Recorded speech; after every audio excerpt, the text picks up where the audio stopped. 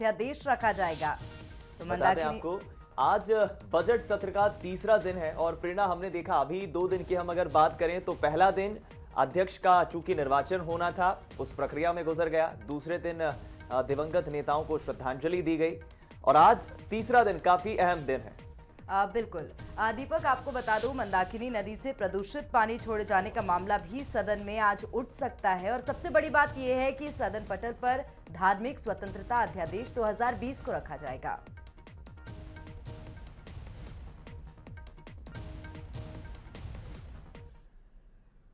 मध्य प्रदेश में विधानसभा अध्यक्ष निर्विरोध रूप से चुन लिए गए, लेकिन अब उपाध्यक्ष पर पेच अभी भी फंसा हुआ है। एक पार्टी परंपरा की बात कर रही है तो दूसरी पावर की बात कर रही है। देखिए रिपोर्ट। आखिरकार लंबे इंतजार के बाद मध्य प्रदेश विधानसभा के नए अध्यक्ष चुन लिए गए। वरिष्ठ बीजेपी विधायक गिरीश गौतम का निर्विरोध चुनाव हुआ। ऐसे में अब सबकी नजरें विधानसभा उपाध्यक्ष पर टिकी है। लेकिन खास बात यह है कि 2018 के विधानसभा चुनाव से पहले तक विधानसभा अध्यक्ष का पद सत्ता पक्ष तो उपाध्यक्ष का पद विपक्ष को मिलता था। लेकिन 2018 में कमलनाथ सरकार बनने के बाद ये परंपरा टूट गई। कांग्रेस ने विधानसभा उपाध्यक्ष का पद भी अपने पास रखा था। ऐसे में इस बार बीजेपी भी ये ऐलान कर रही है कि विधानसभा उपाध्यक्ष का पद भी उसके पास ही रहेगा, जिससे सत्ता पक्ष और विपक्ष में इस मुद्दे पर तकरार बढ़ने लगी है। उन्हें कोई भी नहीं रोक रहा है इसके लिए, पर उन्हें क्यों मिलना चाहिए? जब वो 15 साल बाद 15 महीने के लिए पावर में आए तो क्या उन्हें दिया क्या? इसका तर्क वो देते हैं कि हमने अध्यक्ष का चुनाव लड़ा था। मेरा उनसे पूरक प्रश्न है कि वो सरकार अल्पमत की सरकार थी, बहुमत की सरकार नहीं थी। अल्पमत की सरकार में विसंगतियां आती हैं, उनको मन बड़ा करना था। हमारी सरकार बहुमत की सरकार है, चुनाव लड़के चुनाव जीत के आए हैं। मैं उसके पक्ष का नहीं हूं कि उपाध्यक्ष का पद कांग्रेस को दिया जाए। बीजेपी परंपरा तोड़ रही है क्योंकि कांग्रेस ने परंपरा कल निभाई और यूनानिमस चुनाव अध्यक्ष का हुआ और सदन को ठीक से चलने देना है। तो मैं समझता हूं कि उनको उपाध्यक्ष कांग्रेस पार्टी को देना चाहिए, जैसा हमेशा से परंपरा रही। कारण जो भी रहे हों, लेकिन उपाध्यक्ष पद पर प्रदेश में संसदीय परंपरा तो टूटी है। दोनों तरफ बयानबाजी के रूप में इसका असर भी दिख रहा है। बीजेपी पूर्ण बहुमत में है, इसलिए उसकी तरफ से संकेत साफ है कि कांग्रेस को उपाध्यक्ष का पद नहीं देंगे। हालांकि बीजेपी ने अभी कोई नाम तय नहीं किया है। उधर फिलहाल कांग्रेस परंपरा के नाम पर उपाध्यक्ष पद मांग रही है। उसका अगला कदम क्या होगा, ये सामने आना बाकी है। हम अभी तय कर रहे हैं, हम मीटिंग कर रहे हैं। कल आपकी विधायक दल की बैठक हुई, सबने अपने सुझाव दिए, और भी सुझाव आ रहे हैं। कांग्रेस सभी पार्टियों का ये संवैधानिक अधिकार है, वो उतारे, खड़ा करे, बिठाएं, उससे हमें फर्क नहीं पड़ता। हमारा सदन में बहुमत है, भारतीय जनता पार्टी का ही उपाध्यक्ष बनेगा। राजनीतिक बयानबाजी अपनी जगह है, लेकिन उपाध्यक्ष पद को लेकर सवाल और कयासों का दौर शुरू हो गया है। सवाल यह है कि क्या बीजेपी पूर्ण बहुमत में है, इसलिए उसे बड़ा दिल नहीं दिखाना चाहिए? कयास यह है कि चुनाव होने की स्थिति में बीजेपी जातिगत समीकरण साधेगी। एसटी वर्ग से विधायक नंदिनी मरावी और एससी वर्ग से विधायक प्रदीप लारिया में से किसी एक को उम्मीदवार बना सकती है। उधर इस स्थिति में कांग्रेस आदिवासी चेहरा हिना काबरे या फिर वरिष्ठ विधायक बाला बच्चन पर दांव खेल सकती है। यदि बीजेपी ने महिला प्रत्याशी उतारा तो महिला बनाम महिला चुनाव होने की भी पूरी संभावना है। Bureau report, Bansal news. तो प्रेरणा, देखना दिलचस्प होगा चूंकि मध्य प्रदेश विधानसभा को अपना अध्यक्ष तो मिल चुका है, लेकिन उपाध्यक्ष की जब बात हो रही है तो कांग्रेस एक तरफ हवाला देती है कि बीजेपी को बड़ा दिल दिखाना चाहिए। बीजेपी बदले में कहती है कि साहब कांग्रेस पहले ही परंपरा तोड़ चुकी है। जब मध्य प्रदेश में उपचुनाव हुए थे उसके पहले कांग्रेस ने अध्यक्ष और उपाध्यक्ष पर दोनों ही कैंडिडेट अपने उतार दिए थे। परंपरा किसने तोड़ी है ये एक अलग विषय है, लेकिन अब देखना होगा कांग्रेस की कल शाम को जो बैठक हुई है उसमें क्या निर्णय और क्या रणनीति पार्टी ने बनाई है और उपाध्यक्ष को लेकर क्या आज देखने को मिलता है। प्रेरणा, निश्चित तौर पर दीपक, एक और खबर विधानसभा से संबंधित है, इस पर भी नजर डाल लेते हैं। दरअसल विधानसभा में विधायक अपने क्षेत्र की समस्याओं को लेकर सवाल पूछते हैं और संबंधित विभाग के जो मंत्री होते हैं वो जवाब देते हैं, लेकिन कभी कभी सवाल का जवाब ऐसा होता है कि विधायक खुद पसोपेश में पड़ जाते हैं। ऐसा ही कुछ हुआ विधायक यशपाल सिंह सिसोदिया के साथ, जिन्होंने इंदौर उज्जैन संभाग में टोल वसूली को लेकर पीडब्ल्यूडी विभाग से सवाल किया। सवाल का जवाब करीब 15 किलो वजनी कागजों के साथ 2 बक्सों में भरकर भेजा गया। तो सबसे पहले आपको ये तस्वीरें हम दिखाते हैं। ये जो आप 2 पोटली नुमा चीज देख रहे हैं, कागजों का भरा ये एक बंडल है और ये एक ऐसा बंडल है जिसमें सवालों के जवाब हैं जो विधायक यशपाल सिंह सिसोदिया को पीडब्ल्यूडी विभाग की तरफ से भेजा गया है। इस जवाब में पूरे आंकड़े हैं कि इंदौर उज्जैन संभाग में कितने टोल नाके हैं, टोल नाकों पर कितनी वसूली की गई है, उसका पूरा चार्ट दिया गया है और साथ ही ये भी बताया गया है कि टोल नाकों की अव्यवस्थाओं को लेकर कितनी शिकायतें मिली। यशपाल सिंह सिसोदिया बीजेपी के वरिष्ठ विधायक हैं, लिहाजा उन्होंने सवाल के जवाब पर आपत्ति नहीं ली, लेकिन ये जरूर कहा कि जवाब इतना बड़ा है कि उसे पढ़ने में कई दिन बीत जाएंगे। आदरणीय गोपाल भार्गव जी ने भी, माननीय मंत्री जी ने मेरे प्रश्न की सराहना करी। मुझे व्यक्तिगत रूप से बोला कि आपका प्रश्न बहुत उम्दा था, बहुत मेहनत करी, लेकिन जो जवाब आया वो जवाब लगभग 15 किलो वजन का आया। 15 किलो वजन के उस जवाब को मैं कब पढ़ पाऊंगा, क्योंकि परिशिष्ट आया है।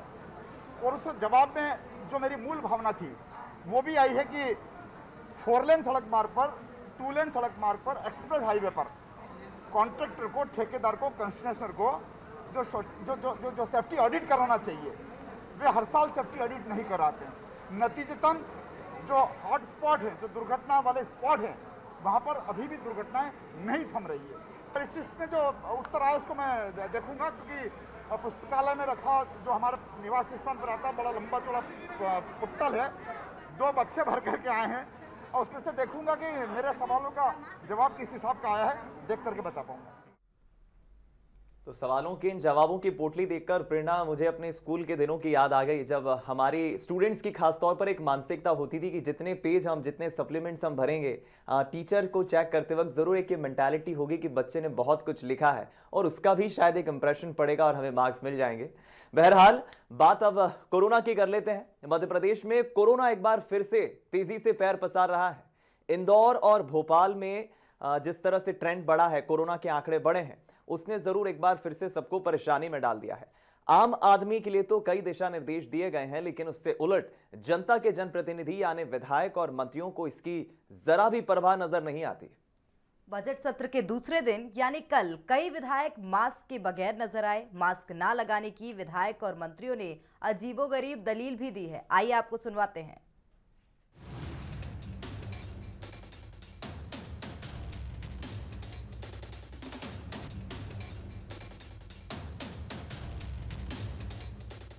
मध्य प्रदेश विधानसभा के बजट सत्र के दूसरे दिन कुछ ऐसा ही नजारा देखने को मिला। कई मंत्री और विधायक बगैर मास्क के नजर आए। कुछ ने तो मीडिया के कैमरे देखकर मास्क लगाया, कुछ बगैर मास्क के ही मीडिया के सवालों के जवाब देने आ पहुंचे और जब सवाल किया गया तो अजीबोगरीब दलील देते नजर आए। किसी ने कहा कोरोना हो चुका है, अब नहीं होगा, तो कोई बोला जुर्माना भर देंगे कोरोना हो जाए, लेकिन मास्क नहीं लगाएंगे।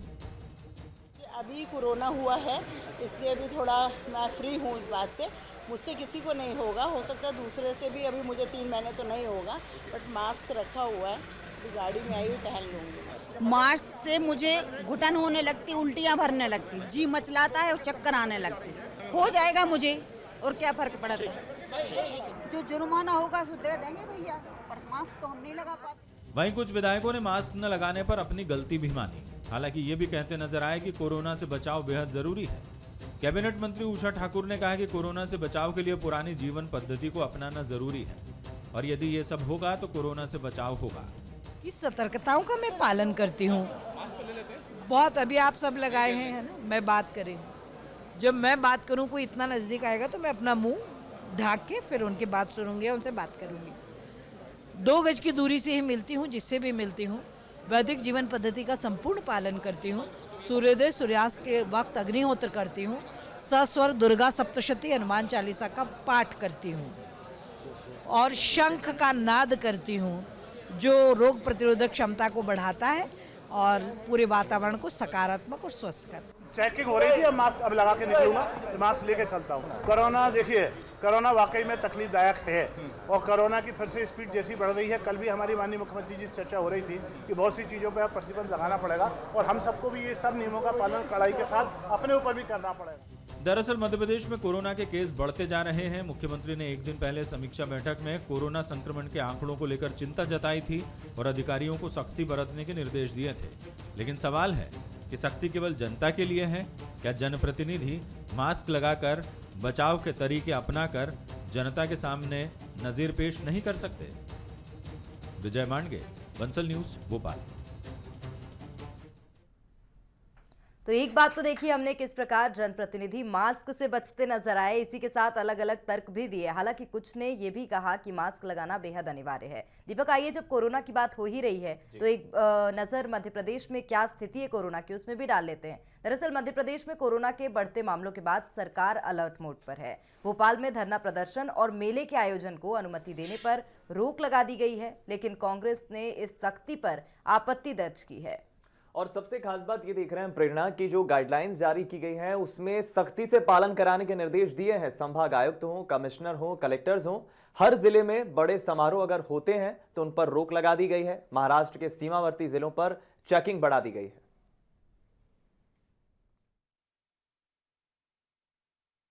कोरोना को लेकर ये लापरवाही महंगी पड़ती नजर आ रही है। यही वजह है कि अब हर जिले में क्राइसिस मैनेजमेंट कमेटी की बैठक बुलाई गई। भोपाल में हुई बैठक के बाद फैसला लिया गया कि धरने प्रदर्शन पर रोक रहेगी। मास्क को लेकर रोको टोको अभियान चलाया जाएगा। मगर इस बैठक में मौजूद कांग्रेस विधायकों ने इस फैसले पर आपत्ति दर्ज की। धरना प्रदर्शन को लेकर भी हम सभी से आग्रह करेंगे कि भोपाल में धरना प्रदर्शन ना हो और उस पर भी हम रोक लगाने की आज हमने रिकमेंड किया है। लेकिन ये निर्णय लेने का कोई अधिकार नहीं है डिस्ट्रिक्ट क्राइसिस मैनेजमेंट कमेटी को कि आप धरने प्रदर्शन नहीं होंगे। मेलों के लिए तो अलाउ कर रहे हैं लेकिन धरने प्रदर्शन नहीं। ये इनका बीजेपी का एक एजेंडा है, लेकिन मैंने इसका विरोध किया है और विधानसभा में विरोध करूंगा कि धरने प्रदर्शन हम करेंगे। इसमें ये मामला नहीं आएगा। उसमें ठीक है, जो गाइडलाइन है उसका पालन कर सकते हैं हम। दूसरी तरफ इंदौर में हुई बैठक में फैसला लिया गया कि इस बार भी रंग पंचमी पर गेर निकालने की अनुमति नहीं मिलेगी। दूसरी तरफ शादियों में मेहमानों की संख्या सीमित कर दी गई। सबको ऐसा लग रहा है कि अब ये चला गया है, लेकिन हमने देखा पिछले कुछ दिनों में जिस प्रकार संख्या बढ़ रही है उसको लेकर जरूर सभी को चिंता है और सबने ये एक स्वर से ये कहा कि हम सब मिलकर पब्लिक अवेयरनेस करेंगे इस बात को लेकर कि एक तो मास्क लगाएं और दूरी बनाए रखें और जो बड़े गैदरिंग है वो अवॉइड करें। आने वाले समय में जो कुछ ऐसे कार्यक्रम हैं गैर टाइप के जिसमें लाखों की संख्या तक में लोग इकट्ठे होते हैं, इसको हम लोग इन परिस्थितियों में परमिट नहीं कर पाएंगे।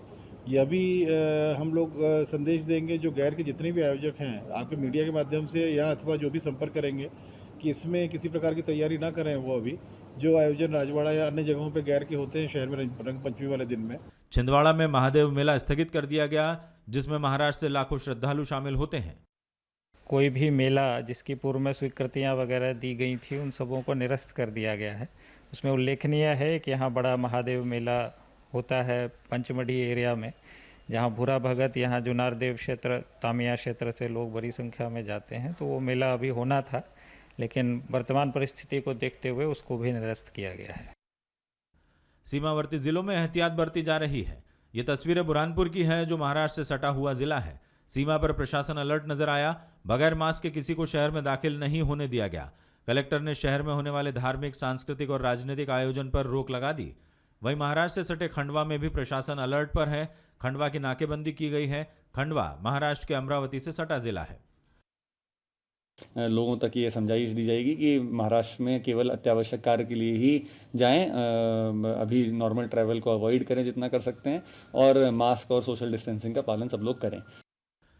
मध्य प्रदेश में फिलहाल कोरोना के एक्टिव मरीजों की संख्या 2000 से ज्यादा है। इंदौर में 600 से ज्यादा तो भोपाल में 500 से ज्यादा मरीज हैं। हालांकि कई जिलों में कोरोना के मामले नहीं हैं, मगर एहतियात बरतने के निर्देश सभी को दिए गए हैं। Bureau report, Bansal news. तो कोरोना की थर्ड वेव देखने को मिल रही है और इसी कड़ी में सुरक्षा के मद्देनजर कुछ निर्देश भी आए हैं। तो बालाघाट में बीते दिन कलेक्टर ने धारा 144 और नाइट कर्फ्यू लगाया था, लेकिन अब इस आदेश में संशोधन किया गया है। नए आदेश में सिर्फ धारा 144 जारी रहेगी। रात 10 से सुबह 6 बजे तक का नाइट कर्फ्यू हटाया गया है। बिल्कुल, धारा 144 तो लागू रहेगी ही, लेकिन कलेक्टर ने ये संशोधित फैसला इसलिए भी लिया है कि कहीं लोगों को ज्यादा परेशानी ना हो। रात 10 से सुबह 6 बजे तक का जो एक नाइट कर्फ्यू लगाने का फैसला लिया गया था, उसे संशोधित किया गया है। लेकिन अभी भी 5 से अधिक लोग एकत्रित नहीं हो सकेंगे, तो निश्चित तौर पर सभी को सावधानी बरतनी आवश्यक है, क्योंकि कोरोना का संकट काल है। हम सावधानी बरतेंगे तो हम सुरक्षित रहेंगे। मेले और सार्वजनिक कार्यक्रमों के पूर्व परमिशन लेनी अनिवार्य होगी। बिल्कुल, और ये परमिशन जाहिर है कि अगर आप जिले में हैं तो कलेक्टर से लेना होगी, एसडीएम से लेना होगी। संभाग स्तर पे आपको कलेक्टर से पहले परमिशन लेना होगी। बड़े आयोजन जितने भी होंगे उस पर करीब करीब सरकार और प्रशासन की खास तौर पर कोशिश है जिलों में रोक रहे। और चलिए बात कर लेते हैं चुनाव आयोग की बैठक की। आज दिल्ली में चुनाव आयोग की महत्वपूर्ण बैठक होने जा रही है। आज सुबह 11 बजे चुनाव आयोग की यह महत्वपूर्ण बैठक होना है, क्योंकि इस साल अलग अलग 5 राज्यों में चुनाव होना है, विधानसभा चुनाव होना है। तो चुनाव की तारीखों की इस बैठक में घोषणा हो सकती है। खास बात यह है कि 5 राज्यों में मुझे कुछ प्रमुख राज्य जिस पर मेरी भी नजरें हैं, खासतौर पर पश्चिम बंगाल, जहां पर सभी की नजरें हैं। क्या होगा पश्चिम बंगाल में? केरल में भी चुनाव होना है, तमिलनाडु में चुनाव होना है, लेकिन पश्चिम बंगाल का चुनाव काफी सुर्खियों में। बिल्कुल दीपक, असम को भी नहीं भूला जा सकता, क्योंकि छत्तीसगढ़ के मुख्यमंत्री भूपेश बघेल को असम के चुनाव की बड़ी जिम्मेदारी मिली है।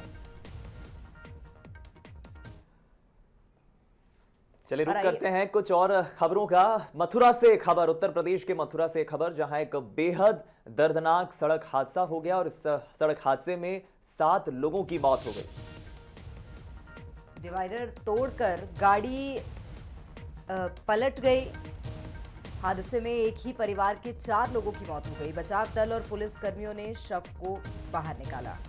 ये हादसा दरअसल एक डीजल टैंकर में होना बताया जा रहा है। जो डीजल टैंकर जिसमें डीजल भरा था, और वो डीजल से भरा एक टैंकर डिवाइडर तोड़कर एक गाड़ी पर पलट गया, जिससे ये हादसा हो गया। जिस गाड़ी पर ये डीजल से भरा टैंकर पलटा, उस गाड़ी में एक ही परिवार के 4 लोग सफर कर रहे थे और उन 4 की दर्दनाक मौत हो गई।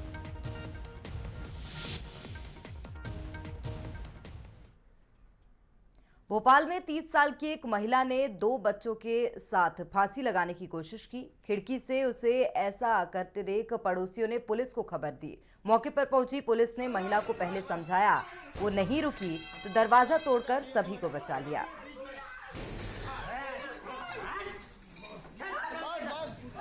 तो ये वीडियो दरअसल सामने आया है। इस वीडियो को देखकर आप पूरा घटनाक्रम समझ सकते हैं। 8 से 10 लोग दाखिल होते हैं, पहले दरवाजा तोड़ने की कोशिश करते हैं और जैसे ही अंदर दाखिल होते हैं तो वो देखते हैं कि एक महिला खुद अपने बच्चों के साथ अपने गले में साड़ी का फंदा डाल चुकी थी और वो आत्महत्या करने ही वाली थी, लेकिन वक्त रहते, समय रहते लोग और पुलिस पहुंच चुकी थी और महिला को लोगों ने बचा लिया। छोला मंदिर पुलिस के मुताबिक डायल 100 पर सूचना मिली थी कि इलाके में एक महिला फांसी लगाने जा रही है। इसके बाद थाने से एक टीम को तुरंत भेजा गया। मौके पर पहुंचे आरक्षक पवन, देवेंद्र और पायलट अजीम खान ने खिड़की से कमरे के अंदर देखा, तब महिला साड़ी से फंदा बना रही थी।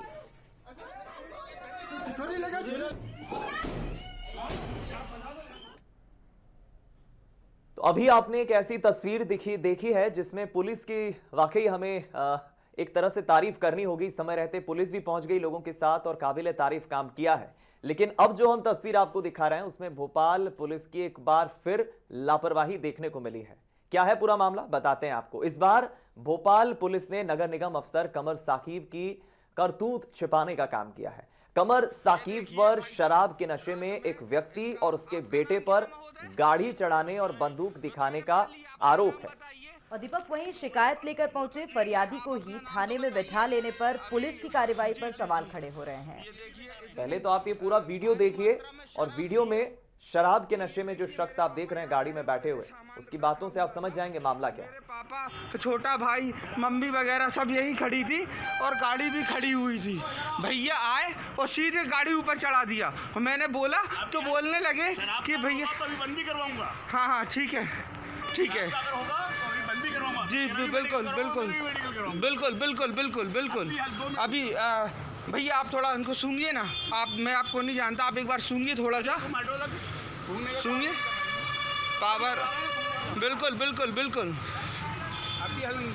जी जी बिल्कुल जी। इनका गाड़ी का नंबर नोट देखिए 04 TB 3359। हम लोग को तो यही है। हाँ, वो सारी परिस्थितियों को संज्ञान में लिया गया है और उस पर जांच की जा रही है कि कौन सी परिस्थितियाँ हैं जिस कारण से ऐसी परिस्थितियाँ निर्मित हुई हैं और अपराध का इंटेंशन क्या है। प्राथमिकता उसमें देखा गया है कि इनके द्वारा मतलब अपनी टीम को रवाना करके वहाँ पे चाय पी रहे थे, थोड़ी सी तू में हुई है, सामने वाला आदमी एग्रेसिव हो गया था। उसके बाद किन परिस्थितियों में वो वीडियो बनाया गया है, वो सारे तत्वों की जांच की जा रही है। वो अतिक्रमण अधिकारी मिस्टर कमर साकिब हैं, उनकी तरफ से की गई है कि इनके द्वारा मेरे साथ झूम झटकी की गई है, गाली गलौज की गई है और इनको समझाने के बाद फिर इनके द्वारा वीडियो बनाया गया है मेरा, और उन्हीं परिस्थितियों को देखते हुए प्राथमिकी दर्ज की गई है। बाकी सारे तथ्यों की जाँच की जा रही है। जाहिर है वीडियो में आपने देखा भोपाल नगर निगम के अफसर की किस तरह दादागिरी देखने को मिली और पिता पुत्र पर पहले तो टक्कर मारने की वो कोशिश करता है और उसके बाद शराब के नशे में रौब झाड़ने की भी कोशिश करता है। बहरहाल बढ़ते हैं अगली खबर की तरफ। बंसल न्यूज हेड शरद द्विवेदी को पत्रकारिता के क्षेत्र में बेहतर योगदान के लिए दखल प्राइड अवार्ड से सम्मानित किया गया। दखल न्यूज ने इस सम्मान समारोह का आयोजन किया था जिसमें कृषि मंत्री कमल पटेल और सहकारिता मंत्री अरविंद भदौरिया ने न्यूज हेड शरद द्विवेदी को सम्मानित किया। इसके साथ ही राजनीति और पत्रकारिता जगत के साथ कई हस्तियों को सम्मानित किया गया। भोपाल में स्टेट म्यूजियम में समारोह का आयोजन हुआ था। इस दौरान वरिष्ठ पत्रकार शिव अनुराग पटेरिया और दखल न्यूज के मुख्य संपादक अनुराग उपाध्याय मौजूद रहे। 2012 में बीजिंग ओलंपिक के लिए भी आपने डीडी स्पोर्ट्स को अपनी सेवाएं दी। ईटीवी मध्य प्रदेश छत्तीसगढ़ पर आपका कार्यक्रम खरी खरी बेहद चर्चित रहा। 2010 में भास्कर से जुड़े स्टेट ब्यूरो विशेष संवाददाता के रूप में अपनी सेवाएं दी। अभी बंसल न्यूज मध्य प्रदेश छत्तीसगढ़ के चैनल हेड के रूप में कार्यरत हैं। इस चैनल ने बहुत कम समय में छत्तीसगढ़ और मध्य प्रदेश में अपना नाम स्थापित करते हुए कीर्तिमान बनाया। शरद द्विवेदी। बहुत धन्यवाद। हम लोग तो बोलते ही रहते हैं और हमारे बोलने से लोग परेशान होते हैं और किसी पे एक बड़ा अच्छा शेर मुझे भी ध्यान आया। दोनों उसमें किरदार हैं। आज के वक्त की मजबूरी भी एक झलकती है उस शेर में और फिर खुददारी भी है एक शेर में। दोनों रंग आपके सामने पेश कर रहा हूँ। लोग इस कदर सर झुकाते हैं कि हमको दरबान है। ये मजबूरी का शेर है और हम तो सूरज हैं सर्द मुल्कों के, जब मूड आता है तब निकलते हैं।